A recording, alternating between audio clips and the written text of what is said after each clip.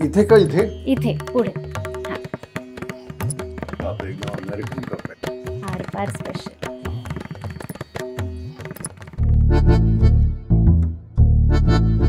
सकाळी 3ला उठायचं, आंघोळ वगैरे ते सगळं आटपून आणि जे रियाज सुरू करायचा तो 12-12:30 पर्यंत आमचं शिक्षणच चालायचं. तर मी उस्ताद झाकीर हुसेन साहेबांना खूप फॉलो केलं, म्हणजे त्यांचं म्युझिक खूप फॉलो केलं. एक प्रत्येकाचा हिरो असतो, तो एक इन्फ्लुएन्स आपोआप येतो जेव्हा आपण त्यांना ऑब्झर्व करायला लागतो, ऐकायला लागतो.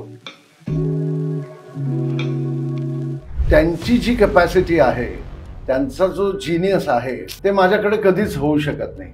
पंडित हरिप्रसाद चौरसियांबरोबर साथ करतोय किंवा पंडित जसराजजींबरोबर साथ करतोय, तर मला त्यावेळेला माझा अप्रोच लिसनरचा पाहिजे. ते खूप लहानपणीच अमेरिकेला गेले झाकीर हुसेन साहेब. मला असं वाटतं त्यांच्यावरचा इन्फ्लुएन्स जॅझ ड्रमर्सचा होता. पण एखादं आपण गाणं तयार करतोय, पिक्चरचं म्हण किंवा कुठलं, तर ते गाणं झालं की तो विषय संपतो. तसा यमन 3 ताल मालखाऊचा संपत नाही. जे सासू की मला गाणं आहे ते नुसरत साहेबांनी गायलेलं आहे, राहत फतेह अली खान यांनी गायलेलं आहे. आणि जेव्हा मी परवा बघत होते तेव्हा मला दिसलं की ते संत मीराबाईंचं लिखाण. कलेत धर्म असूच शकत नाही.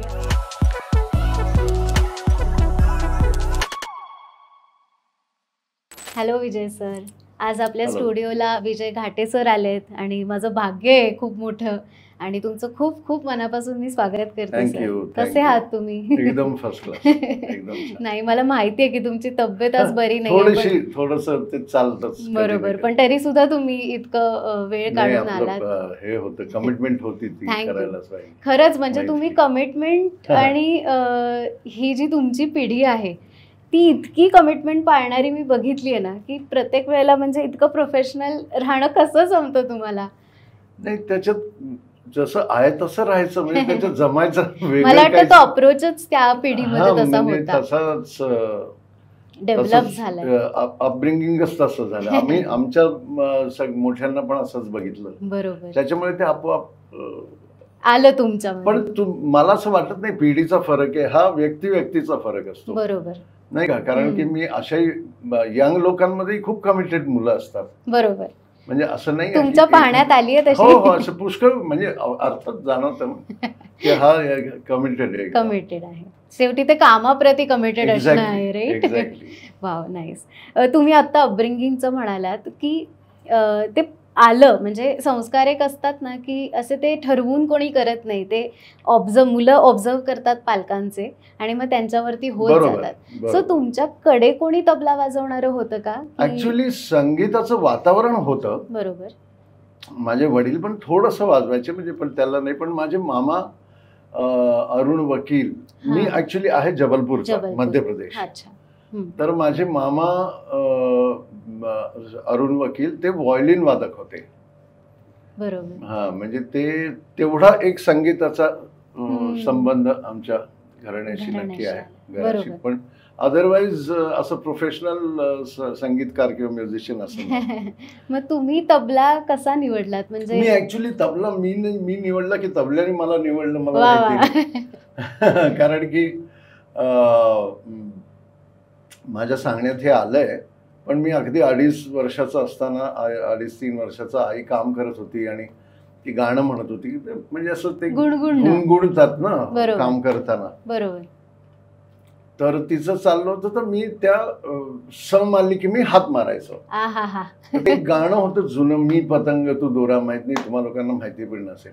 तर ती दोरावर ते सम आहे, तर ती गाणं म्हणत होती, तर मी असा हात मारायचो. तर तिला असं वाटलं की मी म्हणजे ऍक्सिडेंटली असं होत आहे. मग तिने गाणी बदलायला सुरुवात केली. तर प्रत्येक सम आली की मी हात मारायचो. तर मग तिने बाबांना सांगितलं, तर माझे वडील म्हणले, तू काहीतरी ते आपल्या मुलांचं आपल्याला असं वाटतं, तसं काही नाही. तर ती म्हटली, हो नाही, याला खरंच काहीतरी आहे. आणि त्यावेळेला फेसबुक, इन्स्टा वगैरे नव्हतं, त्याच्यामुळे. पण मग मला तिथे त्या काळामध्ये स्वे नावाचं एक साबण होतं. स्वे. तर त्याचे टिनाचे डब्बे यायचे. तर ते तिने 2 डबे माझ्या समोर ठेवले. तर मी व्यवस्थित तबला वाजवायला लागलो, म्हणजे एकदम प्रॉपर ठेका वाजवायला लागलो तिच्या बरोबर. तर असं करता करता मग त्यांनी मला छोटा तबला डग्गा आणला. मग माझे कार्यक्रम सुरू झाले. माझे मामा व्हायोलिन वाजवायचे, आई गाणं म्हणायची आणि मी गाद्यांवरती बसून 3.5-4 वर्षाचा मी तबला वाजवायचो. कसलं भारी. तर त्याच्यामुळे पण मग तो एक खेळासारखाच मी तो विषय घेतला. बरोबर.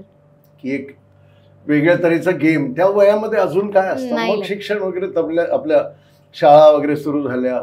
मग मी भातखंडे संगीत महाविद्यालय म्हणून होतं. मग माझ्या वडिलांनी मला तिथे शिकायला घातलं. तिथे पंडित किरण देशपांडे शिकवायचे. बरोबर. तर मी विशारद झालो 12व्या वर्षीच. म्हणजे मग मी कारण मी त्यावेळेला 11th होता मॅट्रिक. बर. तर ते 11th नव्हतं झालं म्हणून मी पुढे नाही शिकू शकलो. मग तिथे ते थांबलं. पण तेवढ्यात काय झालं की तिथे ITC संगीत संमेलन व्हायचं. SRA म्हणून जी संस्था आहे कॅलकटाची, संगीत रिसर्च अकॅडमी. तर ते गावागावांमध्ये शहरात वेगवेगळ्या शहरांमध्ये जाऊन कार्यक्रम करायचे शास्त्रीय संगीत. त्यावेळेला शास्त्रीय संगीताला खूप म्हणजे आज पण आहे, पण तो म्हणजे लोक अशी वाट बघायची की आता कार्यक्रम कधी. कारण की त्यावेळेला एंटरटेनमेंट जास्त नव्हते. मूवीज असायच्या आणि नाहीतर कार्यक्रम असायचे. तिथे मध्य प्रदेशच्या त्या भागामध्ये MP मध्ये वगैरे नाटकाचं एवढं प्रस्थ नव्हतं कधी. जास्त करून कार्यक्रम असायचे. जास्त करून हे कार्यक्रम शास्त्रीय संगीताचे कार्यक्रम वगैरे तर लोक खूप वाट बघायचे. तर त्यावेळेला एकदम यंग झाकीर हुसेन मी बघितलं. 3 दिवस त्यांचा तबला ऐकला आणि मी एकदम माझं पूर्ण कम्प्लीट आयुष्यच बदललं. मग मी म्हटलं मला दुसरं काहीच करायचं नाही, मला हेच करायचं. मग मला स्कॉलरशिप मिळाली दिल्लीची. मग मी गुरुजींकडे आमच्या तालयोगी पंडित सुरेश सरवलकर त्यांच्याकडे मुंबईला आलो. मला अजय पोनकर त्यांची ताई पोनकर मला त्या घेऊन गेल्या त्यांच्याकडे. असं करत करत करत मग तो प्रवास करत पद्मश्री. काय पद्मश्री ते सगळे आशीर्वाद. नंतर मग जेव्हा तालीम सुरू झाली गुरुजींकडे आमच्या, मग तर काय दुसरं काहीच नाही ना. मग सकाळी 3ला उठायचं, आंघोळ वगैरे ते सगळं आटपून आणि जे रियाज सुरू करायचा तो 12-12:30 पर्यंत आमचं शिक्षणच चालायचं. मग लंच घेऊन थोडासा ब्रेक आणि मग परत संध्याकाळी 7:30 पर्यंत तेच 8ला झोपून जायचं. लवकर 3 वाजता म्हणजे ब्राह्ममुहूर्तावर. हो, सकाळी उठायलाच लागायचं आम्हाला. अच्छा, म्हणजे तुम्हाला गुरुकुल पद्धती. मी त्यांच्या घरी राहूनच शिकलो होतो. मी आणखीन एक माझ्याबरोबर मुलगा होता शंतनू पणशीकर म्हणून.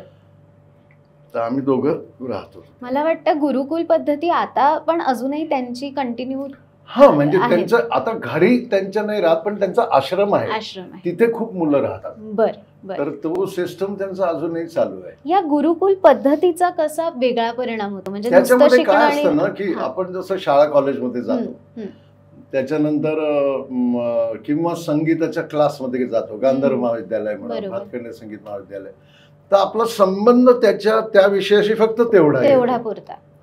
मग परत घरी आलो की आपण वेगळं आयुष्य जगतो. मग परत दुसऱ्या दिवशी तिकडे जातो. मग परीक्षा आली की आपण जरा थोडंसं जास्त. गुरुकुल पद्धतीत कसं की गुरुचा सहवास आणि त्याच्यामुळे तुम्ही 24 तास त्या विषयामध्ये राहता. संगीत याच विषयामध्ये जो कुठली विद्या असेल. म्हणून ही गुरुकुल पद्धती इतकी प्राचीन आपल्याकडे आहे, कारण तो सहवास गुरुचा खूप महत्वाचा आहे. कारण आपल्याकडे जसे तू मगाशी म्हटलीस की संस्कार करतात, तसे त्या विषयातले पण संस्कार असतात. म्हणजे संगीतातले पण संस्कार आहे ते व्हायला पाहिजे ना.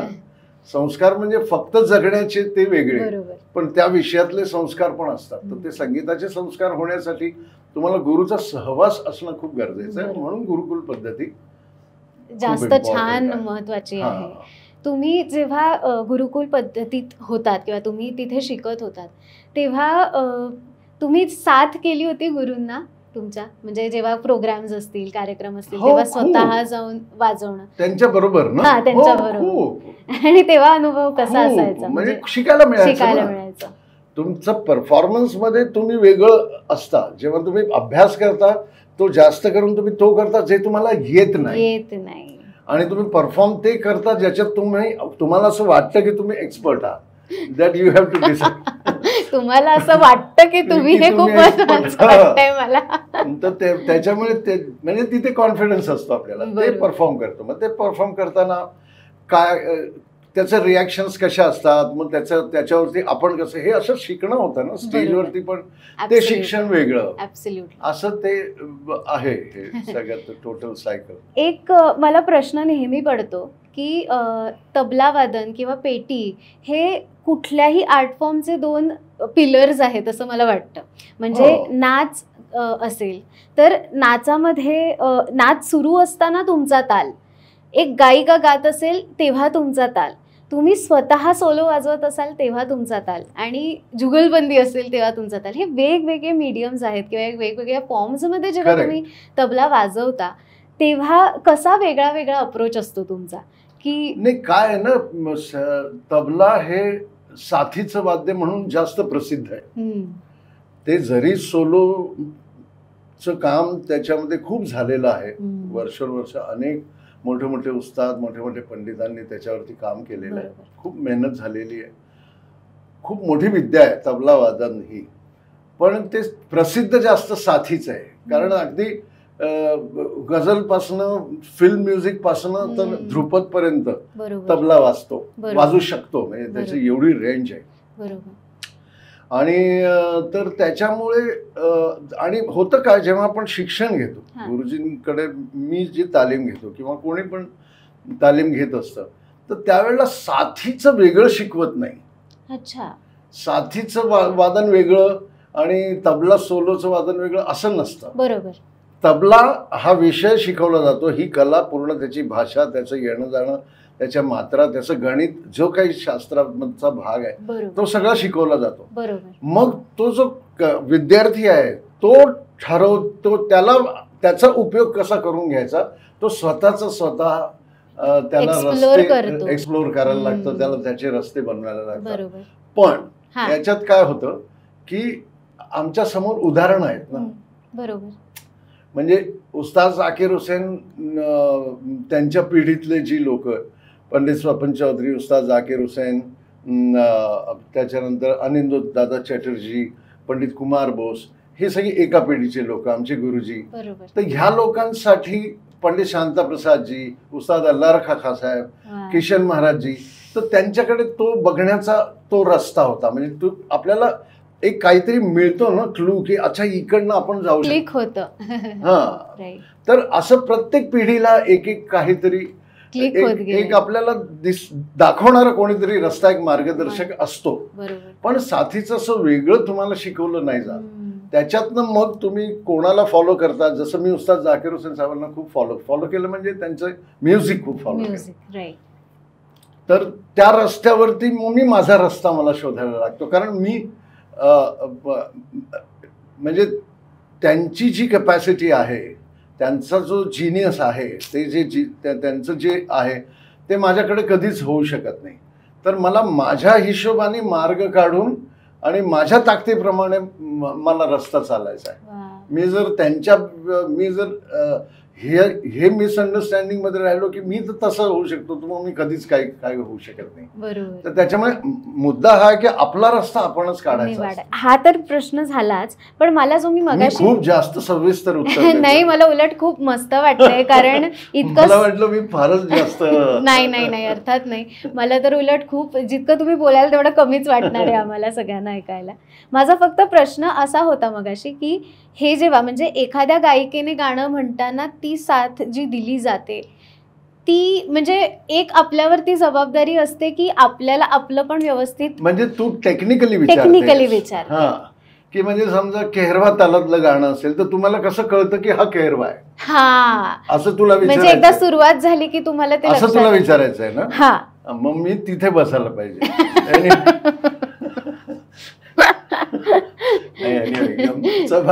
वेगळा, पण तो जसं गाणं सुरू होतं तर हाच तर अभ्यास आहे ना. बरोबर, हाच तर अभ्यास आहे की आम्हाला जर कळलं नाही की हे केरव्यातलं दादरा मधलं आणि आम्हाला वाटलं दादरा मधलं, तर म्हणजे तुम्ही you are not ready yet.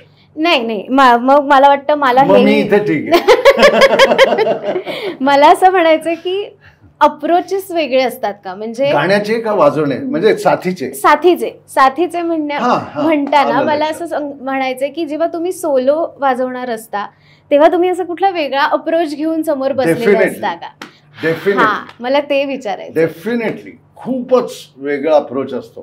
कारण की मी समजा असं उदाहरण घे की मी पंडित हरिप्रसाद चौरसियांबरोबर साथ करतोय किंवा पंडित जसराजजींबरोबर साथ करतोय, तर मला त्यावेळेला माझा अप्रोच लिसनरचा पाहिजे. म्हणजे I have to first ready to listen what he wants to say. जर मी लिसनर नसीन त्यावेळेला, मी जर फक्त मला सांगायचं माझं ऐका आधी माझं ऐका तुमचं नंतर बघू, तर मग तो शेवटली साथ असेल तुमची त्यांच्याबरोबरची. तर तुम्हाला आधी लिसनरच्या भूमिकेत जाता आलं पाहिजे प्रत्येक साथीदाराला. बरोबर.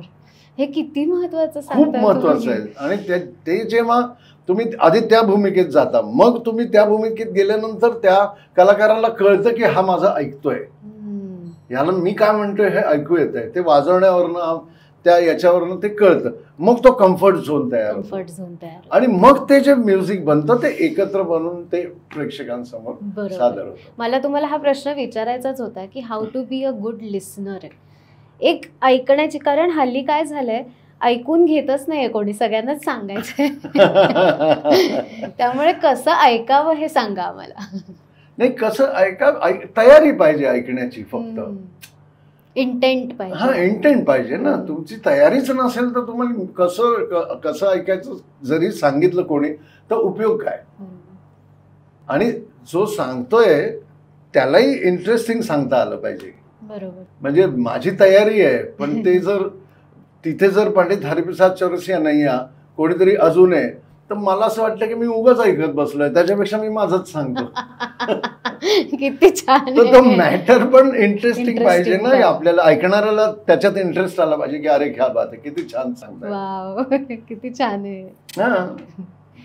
काल मिलिंद सरांशी बोलताना त्यांनी एक मस्त किस्सा सांगितला की इंद्रायणी काठीच्या रेकॉर्डिंगला ऑर्गन वाजवणारे तिथे आर्टिस्ट आले नाहीत आणि तिथे वसंतराव देशपांडे गेले आणि ते असंच बघत होते की काय चाललंय वगैरे, असं जस्ट त्यांनी चक्कर टाकली होती. तर तेव्हा ऑर्गन वाजवणारे आले नाहीत हे कळल्यावर त्यांनी स्वतः ऑर्गन वाजवला. सो इंद्रायणी काठी या गाण्यात त्यांनी वाजवलेलं ऑर्गन आहे रेडिओवरती. सो हे मला इतकं मस्त आणि फॅसिनेटिंग वाटलं, कारण आज पहिल्यांदा तर एकतर असं वाजवणारच नाही कोणी. आणि ऑर्गन म्हणजे दोन्ही हात म्हणजे ते त्यांना येत होतं हे तर खूपच महत्वाची गोष्ट आहे. पण त्याच्या पलीकडे जाऊन आपण आपला आब राखून राहायला पाहिजे किंवा हा थॉट न घेऊन जाता इतक्या सहज आणि मोकळेपणाने त्यांनी तो वाजवला, तर हे मला खूप छान वाटलं. अगदी अगदी. सो तुम्ही या दोन्ही पिढ्या बघताय, म्हणजे तुम्ही तोही काळ बघितला होता आणि आता तुम्ही हाही काळ बघताय. तुम्हाला काय वाटतं की किती कला क्षेत्र कसं बदलत गेलंय? अगेन मी सांगू का की पिढ्यांचा संबंध मला वाटत नाही. हा इंडिव्हिज्युअल प्रत्येकाचा ॲटिट्यूड अप्रोच असतो. म्हणजे त्या काळात सुद्धा असे कलाकार असतील की मी का उठू, मी का जाऊ तिथे, माझा आब मी राखायला पाहिजे असा विचार असणारे त्या काळात पण असतील. बरोबर. पण वसंतराव नव्हते तसे. तर आता पण तसे ते तुमच्या ॲटिट्यूड वरती. तुम्हाला कसे एक्सपिरियन्सेस येतात लाईफमध्ये, तुम्ही काय काय शिकता, तुम्हाला काय इम्पॉर्टंट वाटतं. आणि जसं मी तुला सांगितलं की अकंपनीस आमचा मेन रोल अकंपनीमेंटचा असतो, तबला प्लेअर किंवा हार्मोनियम प्लेअरचा.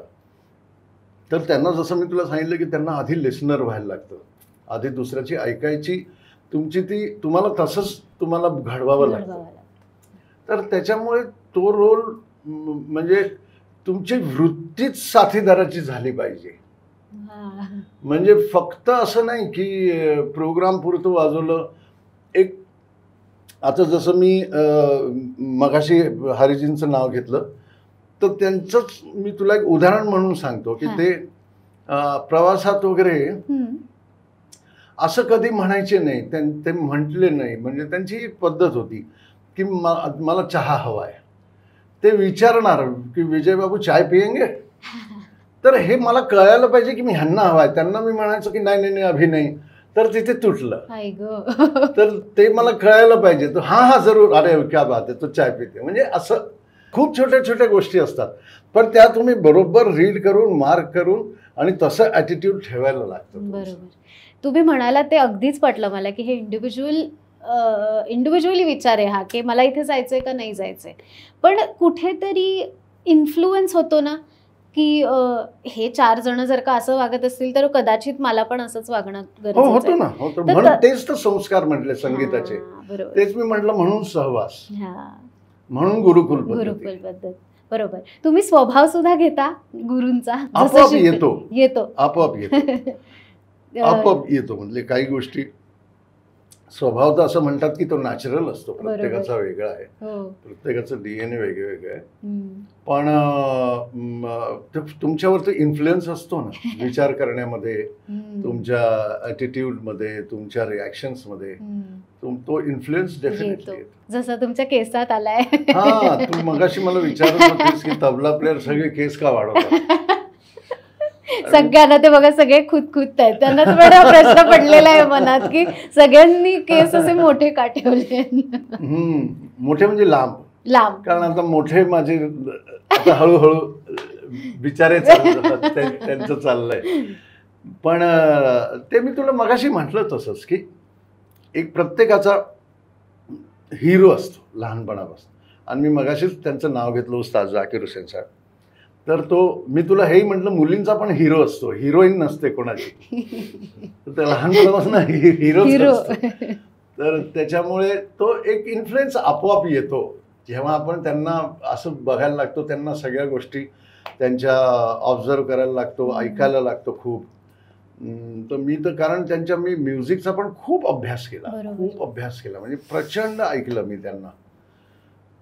तर तो इन्फ्लुएन्समुळे आपोआप मग ते तसं दिसावं असं, आणि वय लहान असतं तर आपल्याला तसं वाटायला लागतं की एकेकाळी बच्चन हेअरस्टाईल फेमस होती नाही का. तर तुम्ही त्या सलून्स मध्ये तुम्हाला ते फोटोज मिळायचे, मग ते सगळे ते तसं बरोबर, एकेकाळी साधना कट, एकेकाळी तो राजेश खन्नाचा कट. तर त्याच्यामुळे तो, कारण तरुण मुलांना ते आपोआपच असं असावं थोडंसं, तर ते असं वाटतं आणि ते स्वाभाविक आहे. आणि मी त्यांचं मला असं वाटतं, कारण की ते खूप लहानपणीच अमेरिकेला गेले, झाकीर हुसेन साहेब. तर त्यांना मला असं वाटतं त्यांच्यावरचा इन्फ्लुएन्स जॅझ ड्रमर्सचा होता. कारण की ते ड्रमर्स त्यावेळेचे तर नक्कीच सगळे केस वाढवलेले असायचे. ते कल्चर त्यांनी तो खूप बघितलंय ना त्यांनी ते. तर तो इन्फ्लुएन्स बहुतेक त्यांचे, कारण ते खूप लहानपणी गेले तिथे, 16-17 वर्षीच गेले. बरोबर. तुम्ही तबला सोबतच अशी जी त्याची उपवाद्य आहेत, तर ती पण तुम्हाला खूप आवडतं वाजवायला की फक्त मला आवडतं खूप, पण अजून तबलाच नीट येतोय म्हणतोय, पण अजून तो पोहोचत नाही. आता त्याच्यामुळे तो एकदा आला की मग दुसरी उपवाद्य वाजवलं मला हरकत नाही. एकदम फॅक्ट आहे, म्हणजे मी उगाच म्हणायचं म्हणून म्हणत नाही की ते इतकं डीप आहे की ते. आणि आपल्या संगीतात कसं आहे ना की आपल्या खास करून अभिजात आपल्या भारतीय शास्त्रीय संगीत की ते इतकं तुम्हाला आतात नेत जातं. म्हणजे उदाहरण सांगितलं, मी कमी जास्तच सांगत नाही आहे, कुठली गोष्ट कमी किंवा ही जास्त किंवा ती कमी इम्पॉर्टंट असं नाही. पण एखादं आपण गाणं तयार करतोय, पिक्चरचं म्हण किंवा कुठलं, तर ते गाणं झालं की तो विषय संपतो. रेकॉर्डिंग झाली, रिलीज झालं की तो विषय संपतो. तसा यमन 3 ताल मालखांचा संपत नाही, तो चालूच राहतो. आणि तो अजून तुम्हाला एकदम, म्हणजे इट्स लाईक तुम्हाला ते होरायझन, ज्याला क्षितिज म्हणतात ना, आपल्याला दिसतं की आपण पोहोचलो, आणि तिथे पोहोचलो की आपल्याला परत दिसतं की अरे ते तर तिथे. आणि इट्स लाईक मृगजळ म्हणतात ना, की ते असं वाटतं आपल्याला पण परत दुसरीकडे दिसायला लागतं. किती छान. तर त्याच्यामुळे ते अजून गवसायचं, अजून चाललाय प्रयत्न चाललाय. तुमच्या तोंडून सांगेन तुला. किती छान. एकतर ना मला पहिल्यापासून एक श्रोती म्हणून, जेव्हा मी समोर बसून कुठली कॉन्सर्ट ऐकत असते, श्रोता असतं तसं श्रोती असतं. कदाचित मी चुकली आहे. नाही, चुकायचा प्रश्न असतं का मला माहिती नाही, मी कधी ऐकलं नाही. मी फर्स्ट टाइम ऐकलं की एक श्रोती म्हणून छान वाटलं ते. मला माहित नाही हा शब्द आहे का, मला असं वाटलं की हा शब्द आहे. नाही मस्त, आपण आजपासून सुरू करू. श्रोत्री माहिती आहे नाही, पण मी ऑडियन्स म्हणून श्रोती म्हणून समोर जेव्हा मी बसते तेव्हा मला तुमच्यातलं जे गिव्ह अँड टेक चालू असतं ना, की तुम्ही बघून असं वा वा म्हणताय, समेवर आल्यावरती सगळ्यांची मान उडते, हे इतकं सुंदर दिसतं. आणि ते म्हणजे जितकं तुमचं वादन आम्हाला हवं असं वाटत असतं तेवढंच तुमचे हावभाव, तुमचं आपापसातला तोच तर आनंद लाईव्ह म्युझिकचा आहे ना. बरोबर. नाहीतर आपण CD ऐकतो, आपण इव्हन व्हिडिओ पण बघतो, पण तो आनंद नाही मिळत जो आपल्याला स्टेजवरती जेव्हा आपण एखादे परफॉर्मन्सेस बघतो. तो एक लाईव्ह म्युझिकचा, कारण त्या वेळेला तिथे ते शिजत असतं, फ्रेश असतं. तर तुम्ही कधी सरप्राईज होतो कलाकार की अरे वा ह्यांनी हे केलं, कधी असं वाटतं की फारच अप्रतिम, मग त्यांना कधीतरी असं वाटतं. कधी कधी असे क्षण येतात की दोघांना एकाच वेळेला एक गोष्ट वाटते करावीशी आणि ते करतात. तर ते असेच जे क्षण असतात त्याचा खूप आनंद कलाकार घेत असतात आणि त्या आनंदाचा आनंद श्रोता किंवा श्रोती घेत असते. तुम्ही माझी शाळा नाही, मी गंमत करतोय, प्लीज प्लीज. पण किती छान आहे. म्हणजे मला वाटतं तुमच्या 3 कम्युनिकेशन चालू असतात. एक तर स्वतःशी, करेक्ट, एक स्टेजवरच्या बसलेल्या लोकांचं एकमेकांशी, आणि मग समोरच्यांचं, कलाकारांशी, एकमेकांशी, श्रोत्यांशी, सगळे. म्हणजे असं सिरियसली किती सुंदर आहे हे, खूपच सुंदर. आणि जितकं तुम्ही ते एन्जॉय कराल तितकं तो समोर बसलेला प्रेक्षक एक्झॅक्टली एन्जॉय करत असतो. आणि तो त्याच्यासाठी पण ते खरंच चांगलं म्युझिक असणं गरजेचं आहे. एक्झॅक्टली. कारण त्याच्यात तुम्ही प्रिटेंड नाही करू शकत की वा वा काय छान चाललंय कारण लोकांना आवडेल मी असं केलं. त्याच्यात खरंच आनंद मिळाला तर मग तो ते खरं पोहोचतं. बरोबर. लकबी असतात बघा, म्हणजे एक कोणी असं बसून गाईल, कोणी हावभाव करेल, कोणी तबला वाजवताना म्हणायचं झालं तर एकदम अग्रेसिव्हली तबला वाजवणं जे असतं. तर या लकबी पण आपोआप डेव्हलप होत जातात की त्या अशा मुद्दामून दाखवायचं म्हणून आणतात काही लोक. मुद्दामून म्हणजे माझ्यापुरतं मी सांगेन, मुद्दामून काहीच करत नाही. बरोबर, ऑफकोर्स. म्हणजे ते आपोआप होत जातं, करत करत करत करत. आणि असं म्हणजे त्यावेळेला तिथे कॉन्शियस पण नसतो की माझी ही लकब होते की नाही होते. ते तुमच्या हातात नाहीये, ते तुम्ही एक्झॅक्टली. जसं काही तुला असे दिसतील कलाकार की एकदम प्लेन, काहीच एक्सप्रेशन नाही, पण त्यांच्या हात सगळं कला ऐकू येत असते फक्त, पण काहीच एक्सप्रेशन. बरोबर. असे पण खूप मोठे मोठे कलाकार असे झाले. मला ही एक गोष्ट जाणून घ्यायची की तुम्ही इतक्या मोठ्या लोकांची नावं, म्हणजे तुम्ही बिरजू महाराज असतील, विलायत खान साहेब असतील, उस्ताद झाकीर हुसेन साहेब असतील, इतक्या मोठ्या लोकांबरोबर तुमचे इतके छान संबंध आहेत. तुम्हाला सगळ्यांकडनं काय काय शिकायला मिळालंय त्यांच्या सहवासात? जे मी तुला मगाशी म्हटलं की संगीत किती डीप आहे आणि याच्यामध्ये अजून किती, म्हणजे जी काय म्हणतात त्याला, की जी जाणीव व्हायला पाहिजे ना खरं आपण कुठे आहोत किंवा आपलं एक्झॅक्टली काय चाललंय, ही जाणीव मोठ्या कलाकारांच्या बरोबर राहून होते. तेव्हा आपल्याला आपली जागा कळते.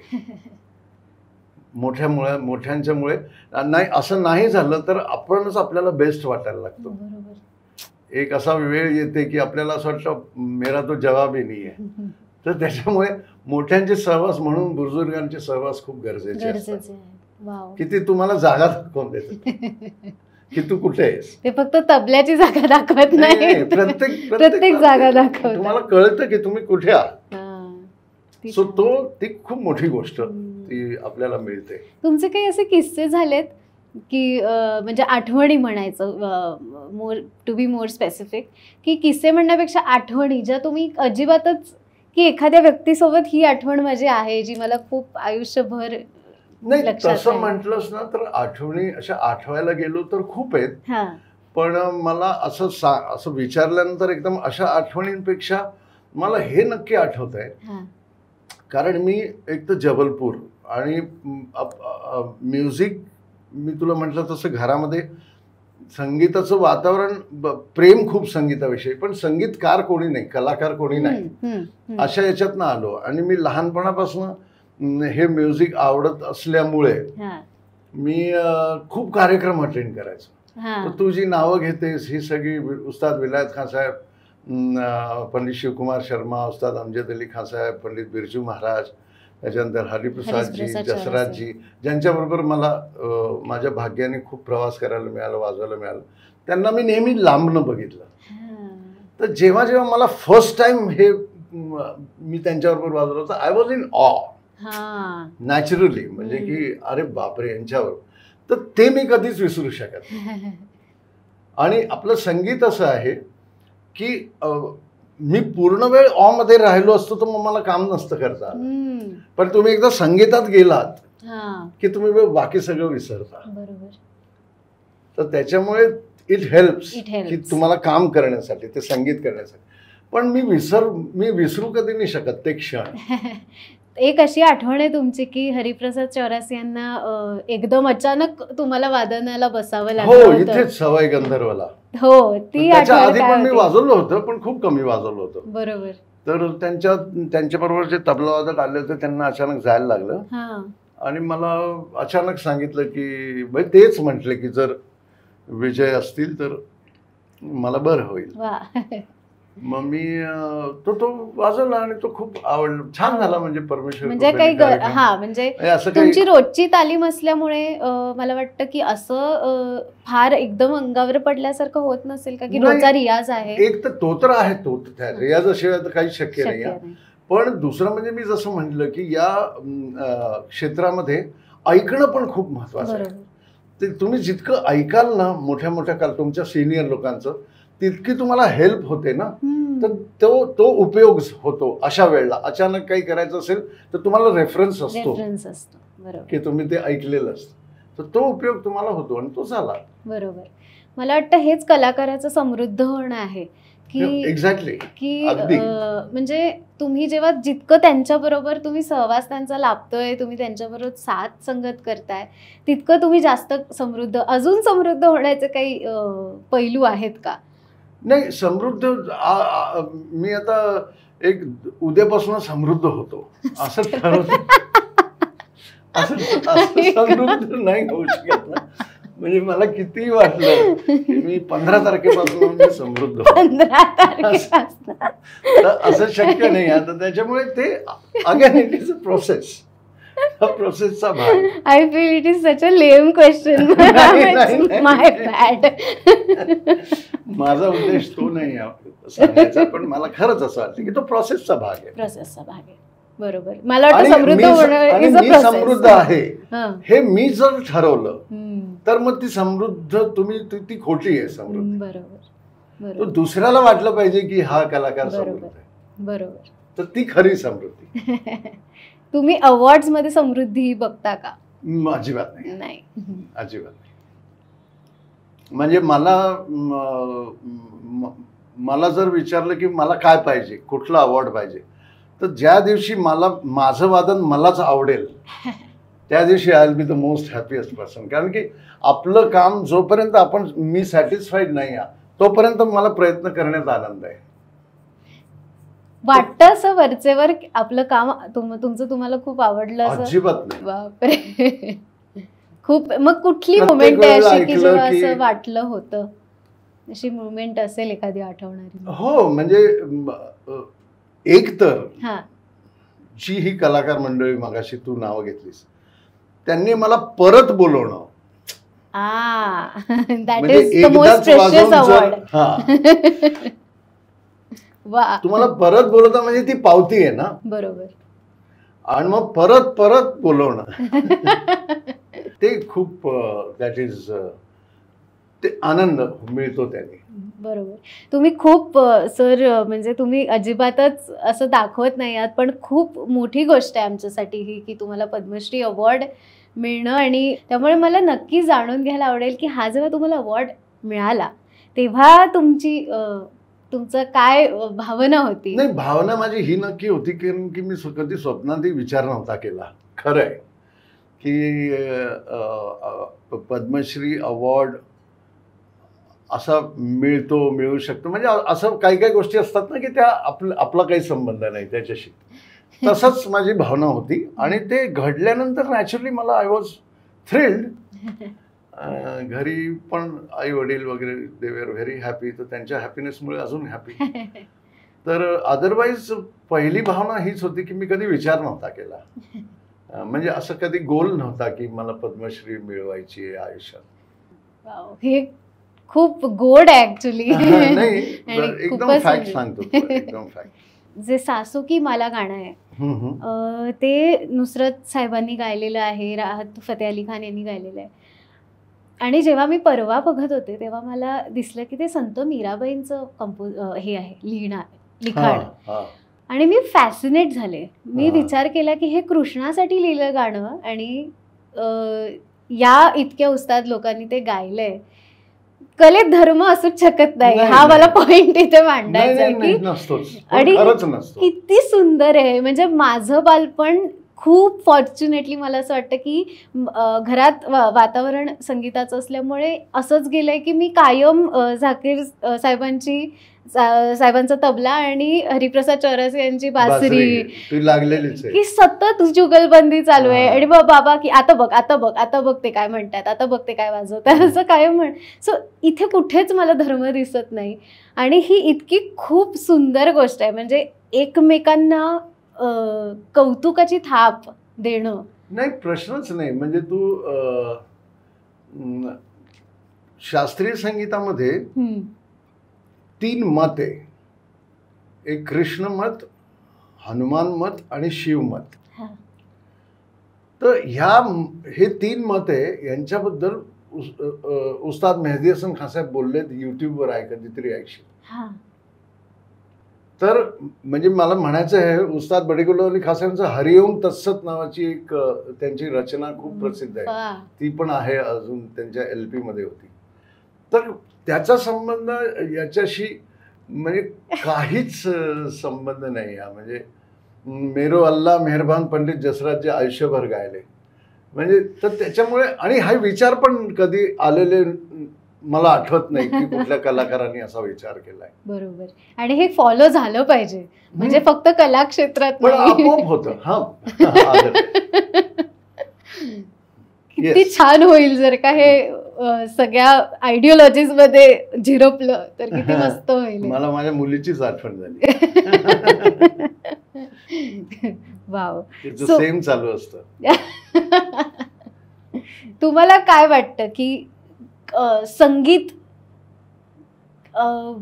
कसं एक्सप्लोअर करावं साध्या सामान्य माणसाने? आधी तर ऐकावं कुठलंही संगीत. हेच ऐका तेच ऐका नाही, आधी ऐकायला पाहिजे. आणि मग तुम्ही ऐकल्यानंतर तुम्ही प्रयत्न करायला पाहिजे की तुम्ही दुसरं पण ट्राय करायला पाहिजे त्याच्यात.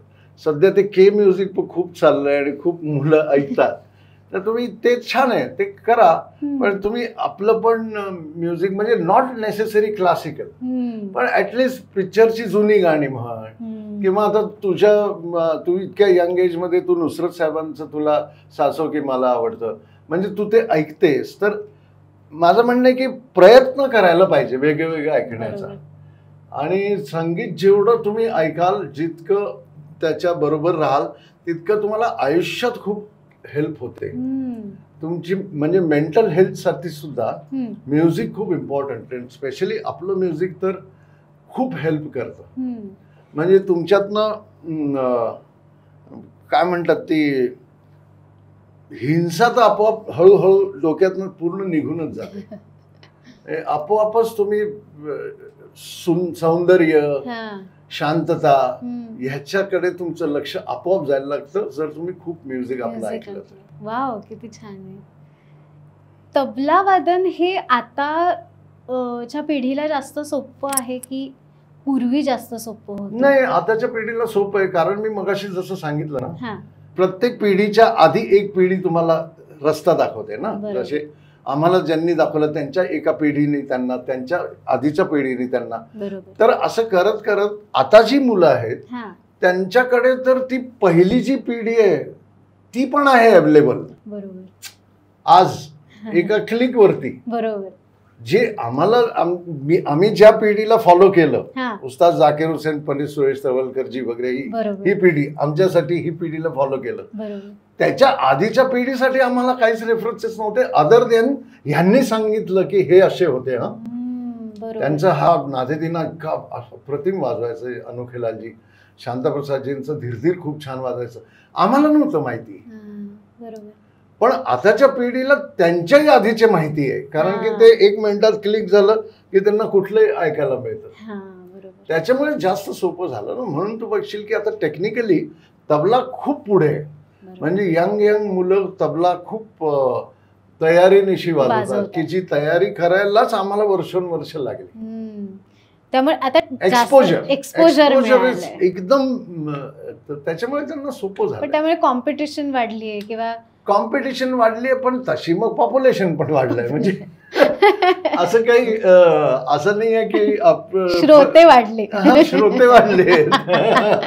किती छान हा अप्रोच मला आवडलाय, की जशी कॉम्पिटिशन वाढली तशी लोक ऐकणारी पण वाढली ना. त्याच्यामुळे म्हणजे मला असं आठवतंय, मी जेव्हा स्ट्रगल पिरियड मध्ये मी असं पुण्यात, मी कुठेही असायचो त्यावेळेला, ज्या वेळेला फारसे कार्यक्रम नाही, काही नाही, तर मी एकदा पुण्याला होतो. त्या पंडित जसराजजींचा 60th बर्थडे होता. तेव्हा माझा काही फारसा त्यांच्याशी काय परिचय वगैरे असं काय नव्हतं. मी आपला एक श्रोता म्हणून जात होतो सगळीकडे. तर मला आठवतंय टिळक स्मारक मंदिर आपलं, त्याच्यात पंडित रविशंकरजी आले होते, भीमसेनजी होते, जसराजजींचा तर तो हेच होता, शिवकुमार शर्मा आणि उस्ताद जाकीर हुसेन यांचा कार्यक्रम होता आणि त्यांचा सत्कार होता, असा तो कार्यक्रम होता.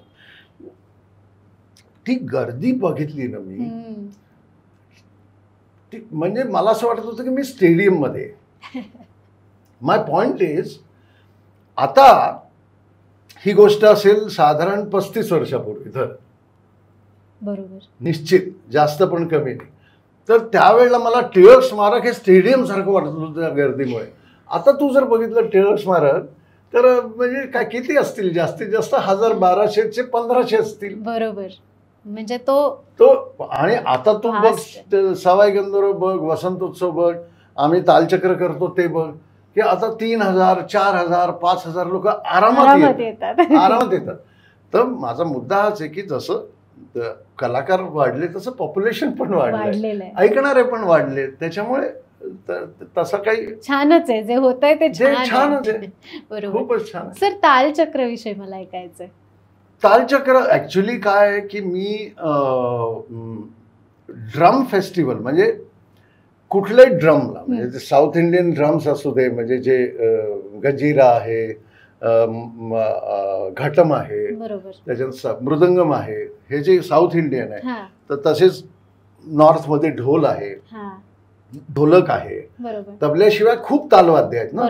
तर त्या तालवाद्यांना सेंटर स्टेज करून कार्यक्रम होत नाही, फेस्टिवल्स होत नाही इंडियामध्ये. तर मी बाहेर काही ठिकाणी वाजवले होते असे, की ज्याच्यामध्ये फोकस होता तालवाद्य, बरोबर, परकशन इन्स्ट्रुमेंट कुठलंही. मग ते वेस्टर्न तर आहेत, कॉंगो बोंगो, ड्रम्स वगैरे सगळं ते तर आलंच. तर तसं करावं अशी एक मला खूप इच्छा होती. तर माझ्याकडे एक मुलगा आला, आदित्य प्रभू म्हणून, तो म्हटला आपण असं असं मला इच्छा. म्हटलं जरूर, मला पण करायचंय. तर आम्ही डमरू नावाचे एक फेस्टिवल केलं होतं, बरोबर, आधी. त्याला तर झाली 12-13 वर्ष झाली. किती गोड नाव आहे, डमरू. डमरू केलं होतं. मग त्याचं तो कुठेतरी त्यांनी काहीतरी वेगळं सुरू केलं, पण मग मी त्या नावाच्या याच्यात पडलो नाही. म्हटलं परत कोणीतरी म्हणेल आमचं आहे, तुमचं आहे. तर पण मग मी तालचक्र सुरू केलं, की जे रिदम सेंटर स्टेज म्हण, किंवा ते जास्त ऐकू येईल, म्हणजे त्याचं त्यांना जास्त रोल.